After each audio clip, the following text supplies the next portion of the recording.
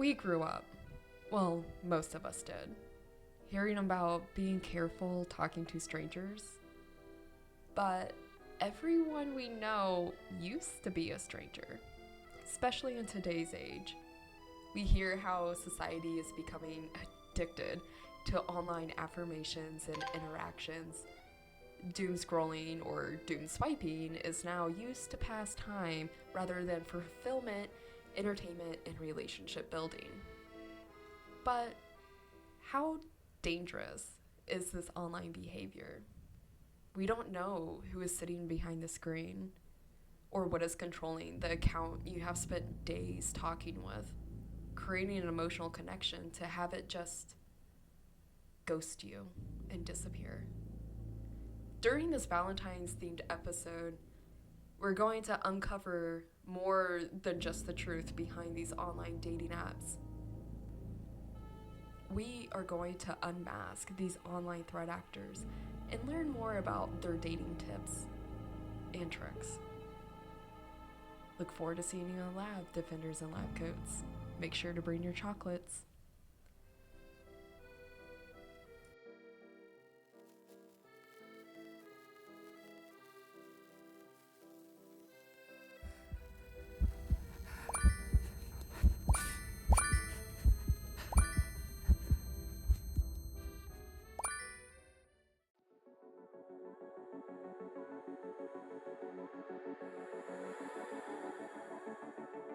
Hi, and welcome, Cyber Defenders. My name is Reanna Schultz, and I'll be your aide today as I guide you through different learning opportunities within CyberSpeak Labs. Before we begin today's lab assignment, I personally want to thank you all for supporting the podcast. Our lab followers and growth has skyrocketed already in 2025, and that is because of you all. I encourage you all to continue, like, comment, share the podcast. Your engagement is what drives others in assisting to find learning opportunities within CyberSpeak Labs.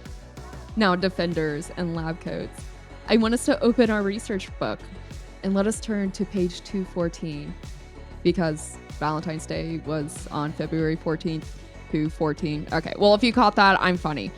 So let us look into some of the most interesting cyber breaches and scams that are well within the shadowy corners of dating applications. Without further ado, defenders and lab coats, let's put on our white coats and enter the lab to learn.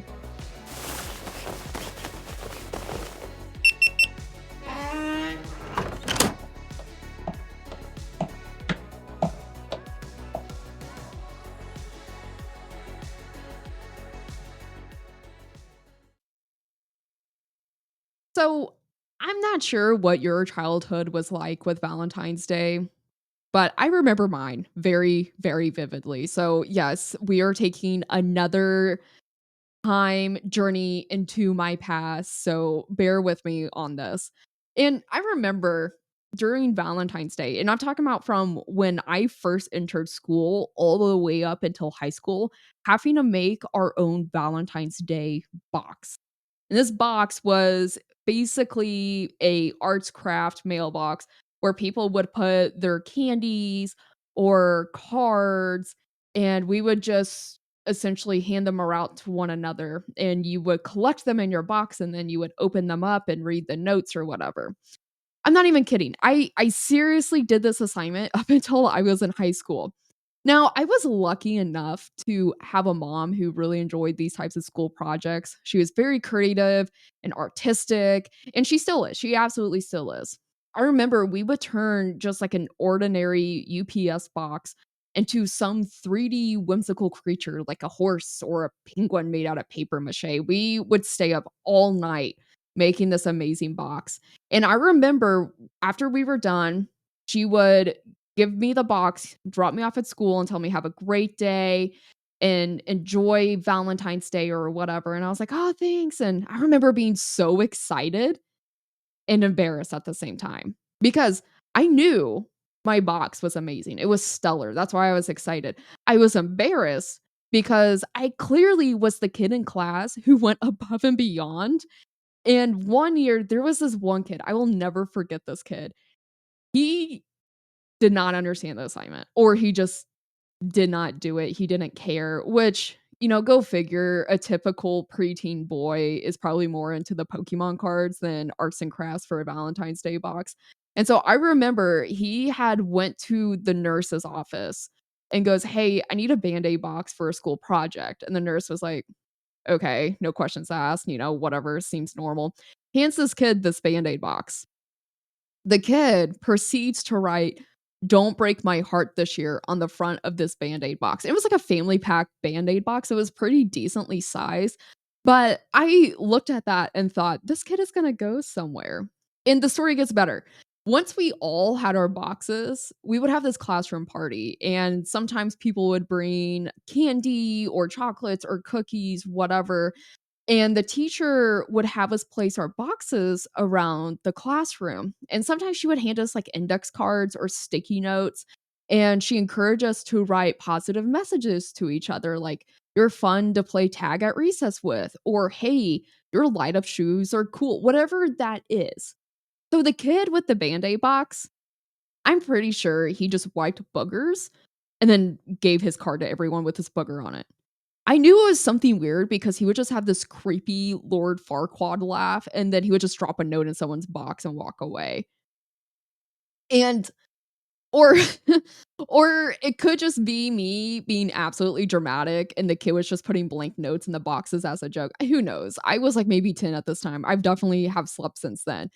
So you might be wondering about why I'm rambling about my childhood memories again, and how does this relate to cybersecurity? Well, even though I was 10, I definitely had a life lesson that 1000% translated to my career now in cyber defense. That Band-Aid booger edgelord Farquaad kid taught me something that day, and that was to never trust a message you don't understand or wasn't expecting. Which, as an adult, that hits a little more heavy in both emotional and, of course, cybersecurity ways, especially with online dating apps. Now, I'm not gonna go into my experience with online dating apps. Oh my gosh, I know. I'm so sorry. I hate to break your hearts on that.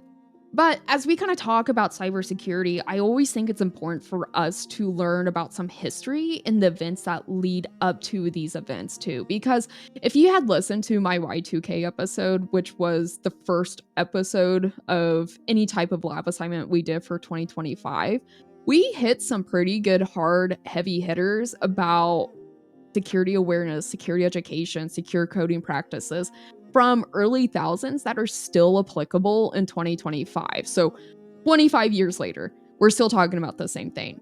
So, dating apps. The first dating, I would say, application or website was Match.com. This had launched in 1995. And I say real because anyone can use instant messaging boards or apps that have online social interaction that can be used to meet or date anyone. And I have to also share this because when I was doing research for this episode, I lost it. Like my jaw dropped. I lost it. Some of you listeners who are older than millennials or even the older half of millennials might know what I'm talking about. YouTube. Yeah, that. YouTube was originally designed to be a dating website. This blew my mind. If you go on web archives and go to I think it was April 2005. Yeah, April 2005. If you go to web archives and look at April 2005, you can actually see what dating was like through YouTube. And obviously, the day YouTube is clearly built on a very different algorithm. And this was because the original founders were inspired by the show Hot or Not, which, if you have no idea what I'm talking about, go on modern day YouTube after this podcast and just watch a few clips. It was entertaining. Well, at least for me, it was. Now, what I thought was the most cutest Easter egg that YouTube had was that they registered the domain on guess which date? February 14th of 2005. Like, how adorable is that? And to even add to it, YouTube's original slogan for their dating website was "Tune, hook up." And it gets even better than that. Users could rate the video with hearts. But this was later changed to stars. In fact, YouTube even had created ads on Craigslist asking women to upload videos of themselves to potentially win $100 as a reward. I mean, no judgment, because I feel like this was probably a safe form of advertisement for the internet during 2005. But in 2025, if I saw an ad online asking women to upload videos of themselves to a new dating app, I don't know, red flags, just red flags everywhere with that request. So I'm guessing it was kind of the similar vibe in 2005 because nobody was uploading videos of themselves to YouTube. Eventually, YouTube changed their market for the content consumption and is now one of the top rated and largest search engine for a website worth $1 billion. Over $1 billion. And if you were curious, because I definitely was, what the first quote unquote real video that was posted after this rebrand, it was a 19-second video of one of the founders, Jod Carmen, at the San Diego Zoo in April of 2005. And I do apologize if I butchered that first name. The video has over 349 million views, and it is the only video that was posted by Carmen. And his follower account is over 5 million users. This was the first YouTube and only YouTube video that was ever posted from Carmen. It was amazing. This is absolutely iconic. And in fact, I clicked on his channel and I just laughed the entire time. His YouTube cover page is a picture of the famous elephants in the San Diego Zoo, and his profile picture is pretty much the thumbnail of the video with the same elephants in the background. Absolutely classic. I recommend anyone to watch it. The 19 seconds, absolutely life changing. Anyways, the point I was trying to get is that online dating was arranged in the early 2000s.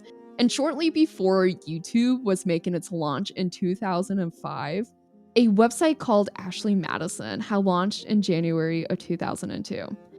And this website, oh my gosh, this website. I feel like there can be a reality TV show of the stories I read on Reddit from users using this website. This is not in the scope of the episode. It was definitely a rabbit hole during my research. Like, not even kidding. If anyone from TLC is listening to this, please, please go make this a thing. Please go make a reality TV show about dating apps that is not 90 Day Fiancé. Now, Ashley Madison was not only an online dating service, but it was advertised to be designed for those who are already married and looking for affairs or potentially to add to their current or existing relationship, which helps bring a lot of insight to different types of relationships during that early thousands period. And for those who are listening, debating on rewinding the previous 15 seconds, yes, this website was advertised to have affairs. And let me remind you, it is none of your business with what people do with their marriage or relationship. This is between them and whoever they are with. If you want to scratch the itch for relationship drama or something taboo, I highly suggest watching Kardashians or scroll through the Urban Dictionary rather than nosy with your neighbor or coworker's relationship. Trust me, nobody wants to know. Keep that stuff separate. Nothing is happening. Move on with your day. But as the social media boom happened, there was an online rise of controversy in the press talking about Ashley Madison, which grabbed a lot of attention from the online audiences.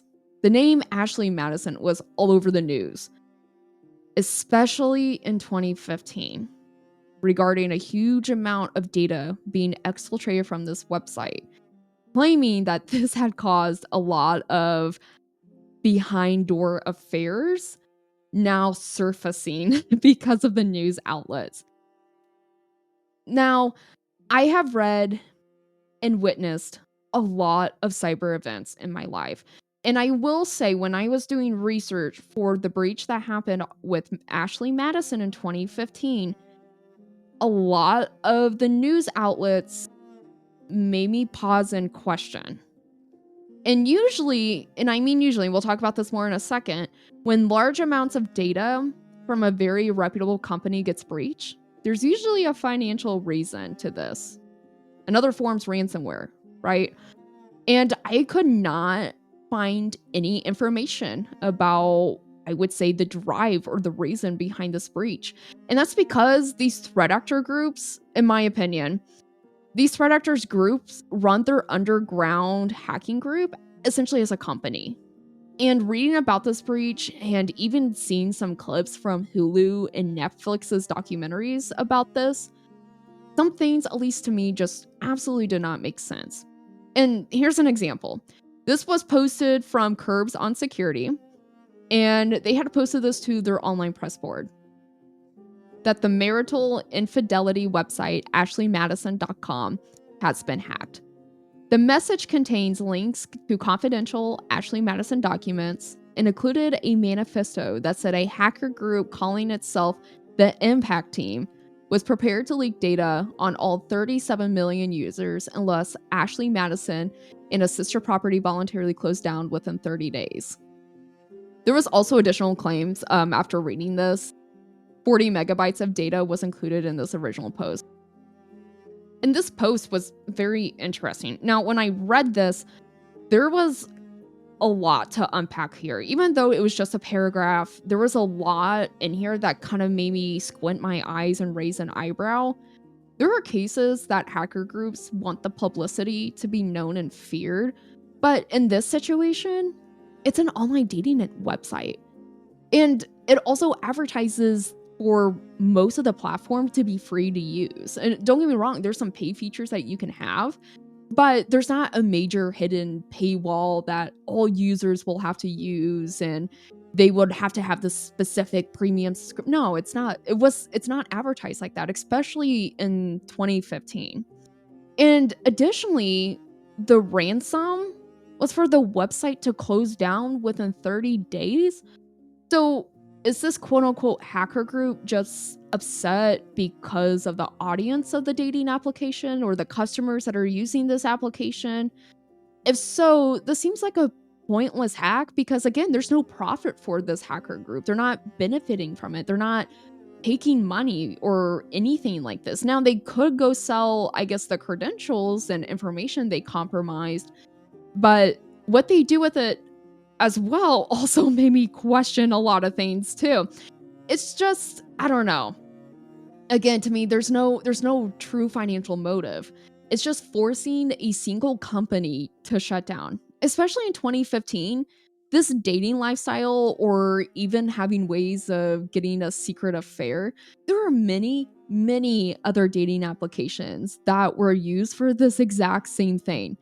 So focusing only on Ashley Madison for the motive being due to moral or religious beliefs doesn't seem to fit the profile of a hacker group. And additionally, the name that was claimed for the hacker group, quote unquote, the Impact Team, trust me, I dug through so many articles, so many briefings, and I looked at a ton of public national database pages, literally everything I could find. There is no information about the Impact Team. It is as if this quote hacker group was literally formed to avenge Ashley Madison and then to never be seen again or target any other company who had a similar audience. So to me, there are a lot of things that are not making sense. And from the evidence that is so far stated to me, this does not fit the profile for a hacking group. Well, at least a mature one, anyways. And let's be real, the Impact Team name sounds like a cyber version of assembling the A Team. I thought about that and I laughed longer than I should. But, anyways, the message that was posted on the contact form for Curbs was a very delightful message that was indicated by the A Team. That to me also left more clues than answers as to who this threat was from. This message was posted by the acclaimed group after the 30 days had passed. I will have a quick disclaimer to the message. There is some harmful words or phrasings that are used. And to keep this podcast channel family friendly, I will be replacing so said inappropriate words and phrases with more happy and cheerful ones. So please enjoy. Avid Life Media runs Ashley Madison, the internet's #1 cheating site for people who are married or in a relationship to have an affair. ALM also runs Established Men, a wonderful website for rich men to live very diverse lifestyles. Trevor, ALM CTO, once said, protection of personal information was his biggest critical success factor. And I would hate to see our systems hacked and or leaked of personal information. Well, Trevor, welcome to your most delightful nightmare. We are the impact team. We have hacked them completely, taking over their entire office and production domains and thousands of systems over the past few years have taken all. Well, that was a very strong worded message. And when I was reading this, again, things continue to not make sense for me, especially if this group, or at least someone who might have a profile on the website at some point. Again, I'm not a criminal psychologist, but you've seen enough things in your life, especially working in cybersecurity. You can start putting some things together as a motive and who. And one thing that stood out for me was during the message was the acronym use in the message. Random people or users don't just start making an acronym for a company. At least from my experience, unless you have a close relationship with a company, like working for them or even using their services. So when the threat actor group called out ALM, it I don't know, it just threw me off. It also gave me the indication that this was more personal than it was let on. Another thing that raised my eyebrow is when the writer quotes Trevor. I dug for press releases where Trevor was saying these things, or for Trevor to be talking about security with Ashley Madison prior to the breach. I could not find any videos or archived news articles about Trevor talking to the media regarding privacy or even cybersecurity in general. And that threw me off, which gave me an indication that this was more personal than it really was. And I have no idea where this quote came from. Was this from a statement on Ashley Madison's website? Was this in an email that was sent to Trevor that was potentially leaked? Or was this something that was addressed in a company-wide meeting that was passed along? I have no idea. What was also interesting to me was how targeted the message was directly to Trevor. Trevor specifically. I mean, this could be because he was the CTO, but why the CTO? Why not the CEO or the CFO or anyone else?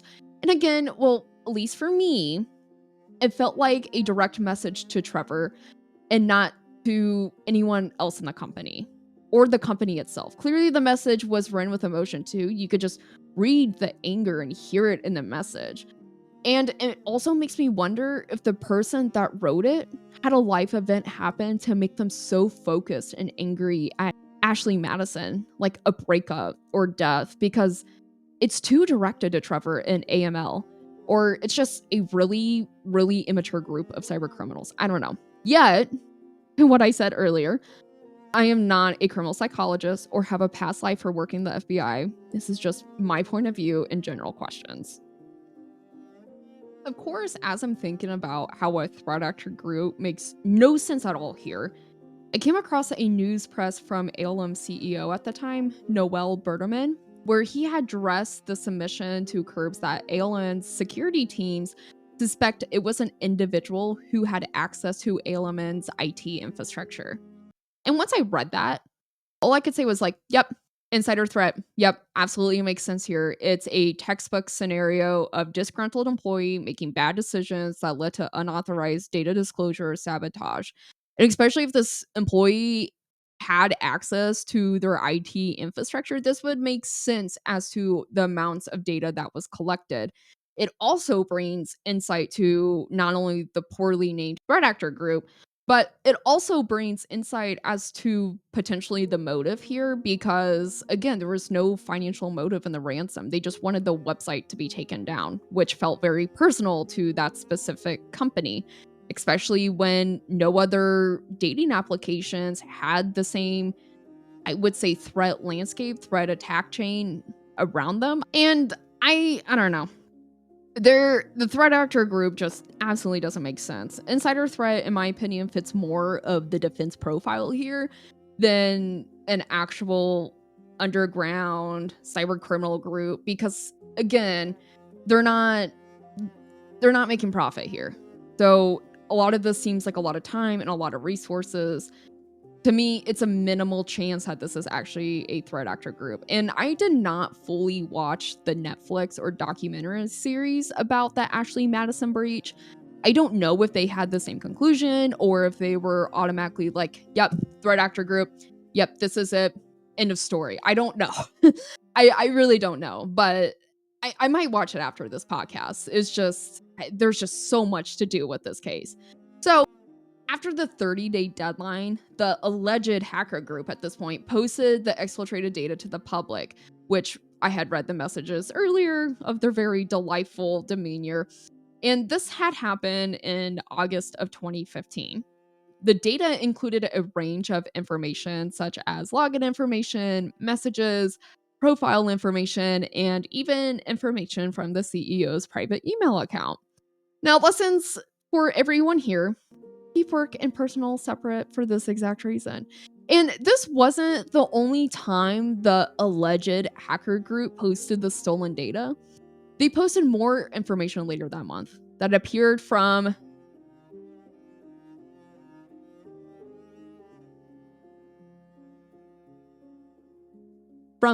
other different articles I read, was more targeted towards Noel, where personal emails were posted that discussed Noel's where personal emails were posted that discussed Noel's personal relationship affairs. And as part of the aftermath of this entire event, news reports claimed of Noel's immediate resignation towards the end of August.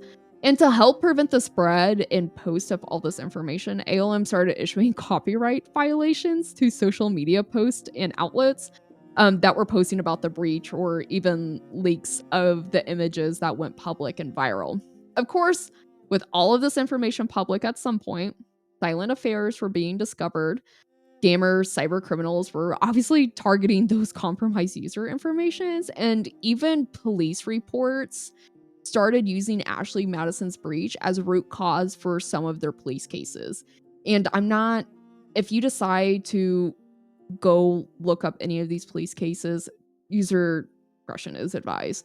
Now, what was also interesting was the investigation results. Security teams were able to find the compressed file that was sent outbound, but when they attempted to unzip it, the information was completely corrupted and they could not recover it at all. Additionally, after the breach was posted, shortly after, nearly 90,000 accounts were claiming to be female that were being created on Ashley Madison. And out of those 90,000 accounts, 68,000 of those accounts resorted to IP address of, drumroll, 127.0.0.1.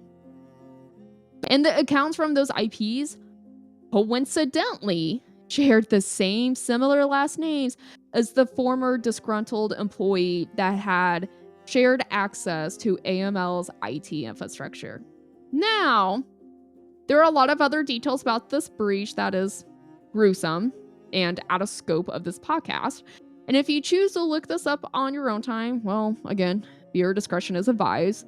And as part of the aftermath of this event, Ashley Madison allowed users to pay $19 to have their data wiped from this website. And to me, that blew my mind. You see, like, big events and big breaches in today's world where hundreds, thousands, maybe even a handful of people that were impacted by this data breach, specifically customers. These companies are literally handing out identity theft protection. Like Home Depot had their breach and they were handing out identity theft protection. And Ashley Madison during this was like, "Oh yeah, you could pay us $19 and yeah, we'll have your data wiped from your website." Which to me, what's the point when everything is public at this point? Especially when some of the data was as historical as 7 years. But whatever. I guess you gotta make money somehow because eventually victims filed a class action lawsuit against Ashley Madison. And this resulted, and this is just a rough number, this is not the exact number. This had resulted in roughly estimated of 11 million US dollars to the US based customers. And on top of it, the company also had to spend roughly around $2 million to have their company be compliant with FTC regulations. So I did the math. And I did the math, I asked ChatGPT, and with all of this combined in today's money, it is a little bit over 17 million US dollars with inflation. So the real question of this giant mystery, who was the true threat? Was anybody arrested? Did anyone call a cyber criminal's mother to let her know that what their child is doing? Long story short, no. Nobody was arrested. And like I said before, the threat actor group was never seen in the news again. And the disgruntled employee was never heard of or also in the spotlight. And if this was truly the disgruntled employee, well, this probably went down as one of the worst breakups with an employer in history. And honestly, this was one of the most impactful cyber breaches for dating apps in history today. And don't get me wrong, there's some things here and there, but for the most part, yeah, this one was pretty bad.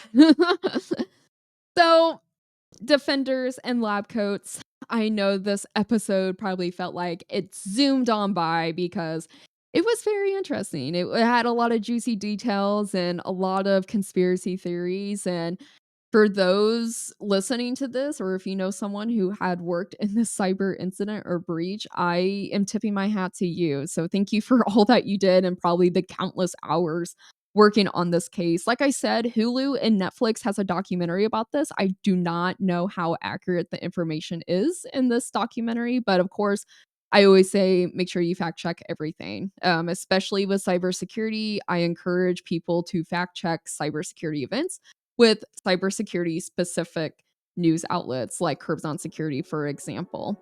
And if you do decide to do research on any of the events from the Ashley Madison breach, well, as we discussed, viewer discretion is advised. Additionally, I would like to remind the listeners and visitors of our lab that the lab is designed for us to collaborate and to learn. And before you decide to do your own research, investigations, or even build your own home lab, I recommend ensuring you're aligning to your local and state governing laws about cyber ethics and regulations.